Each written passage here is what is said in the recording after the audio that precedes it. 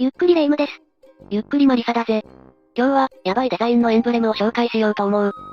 やばい、ってどういうこと？クラブの顔、とも言えるエンブレムのデザインは非常に重要だが、中には、どうしてそうなったと言いたくなるようなエンブレムがあるんだぜ。でも、エンブレムにはクラブの歴史や哲学が詰まってるものでしょ？デザインの好みによる賛否はあっても、やばくはならないんじゃない？ところが、そのデザインが行き過ぎてて、やばい、としか表現できない。個性的なエンブレムでネットをざわつかせたクラブがいくつかあるんだ。そうなの？今回は、そんな、J リーグや海外のクラブで話題になった、一度見たら忘れられない、やばいエンブレム、を3つ、紹介していくぜ。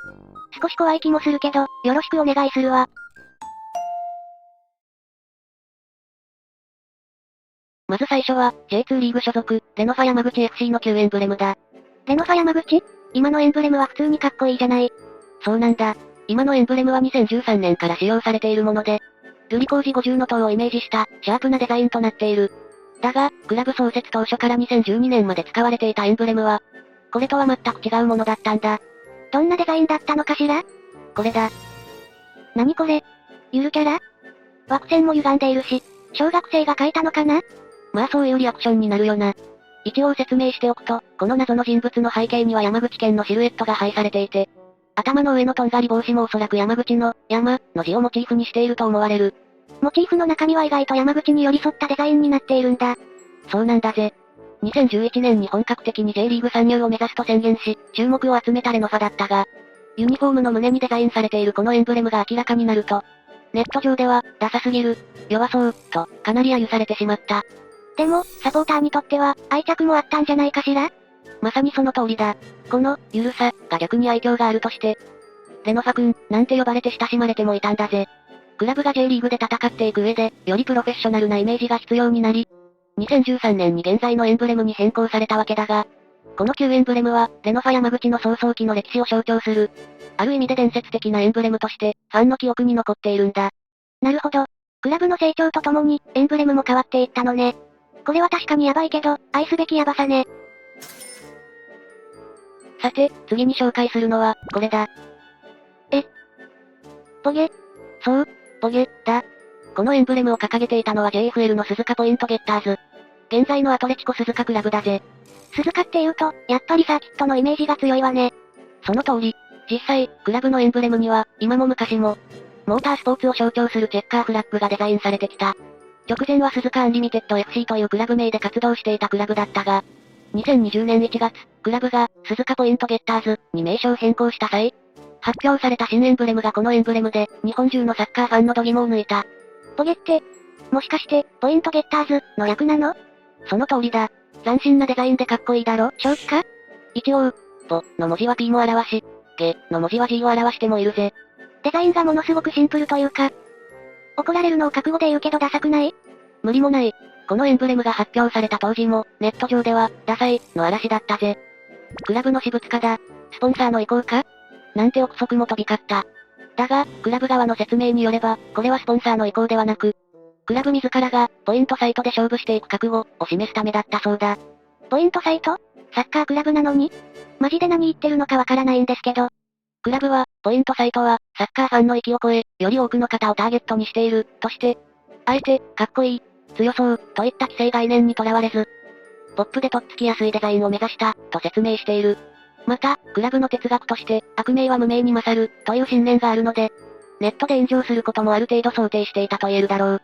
アンリミテッド鈴鹿時代には、胸スポンサーにこのようなロゴも表示していたし、ある程度狙ってやっていくという哲学のクラブなんだろうなとは思われる。なるほど。でも、この、ボゲエンブレムはあまりにも衝撃的すぎよね。JFL のエンブレムの中でも、間違いなく独特のインパクトを放っていたぜ。これも確かにヤバいわね。ちなみに、この、ボゲ、エンブレムも、クラブの体制変更などを経て、現在はまた別のデザインに変更されている。なんか、エンブレムを通してクラブの苦悩やクラブ哲学が垣間見えて面白いわね。さて、最後は日本を飛び出して、海外のクラブだ。イングランドの地方リーグに所属する、ウェステラー&イラー BFC というクラブを知ってるか？さすがにイングランドの地方リーグなんてわからないわ。まあ、普通は知らないよな。1920年創設という、歴史あるクラブなんだが、このクラブが数年前、日本のサッカーファンの間で、ある J リーグクラブとの関連で、突如話題になったんだ。ある J リーグクラブ？ああ、まずはこのエンブレムを見てくれ。あれ？このデザイン、私、見たことあるわよ。ガンバ大阪の、前のエンブレムにそっくりじゃない。その通り、ガンバ大阪が2021年まで使っていたエンブレムと、縦の形、中央のサッカーボール、上部の鳥、周囲の飾り、下部のリボン。そして全体の配色や構成が、驚くほど酷似していたんだ。これは、似てる、っていうレベルを超えてるわよ。はっきり言ってパクリじゃない？ああ、この、酷似、が日本のネット上で発見された時は、ガンバがパクったのか？いや、向こうがガンバを参考にしたのか？と、ちょっとした騒ぎになったんだぜ。イングランドの地方クラブと、日本のビッグクラブのエンブレムがそっくりなんて、さすがに偶然とは言えないんじゃないかしら？でも、向こうが1920年創設なら、ガンバがパクったと言われても仕方ないわね。これに関しては、ウェステラ&ウィラー BFC が大きくないクラブのため、資料が少なく、いつからこのエンブレムを採用しているかが不明であり、真相はわからないままだが、ある程度の推論から、ウェステラ&ウィラー BFC がガンバの真似をしたと言えるだろう。そうなの？でも向こうの方が古いんでしょ？ 1920 って書いてあるし。ああ、だが、1920年の設立当初からこのエンブレムを使っているとしたら、このエンブレムには重大な矛盾点があるんだ。何かしら？中央にサッカーボールがデザインされているのが矛盾の証拠なんだ。なんでサッカーボールが書かれてると矛盾なの？サッカークラブだから変じゃないと思うけど。このボールが初めて登場したのは1960年代。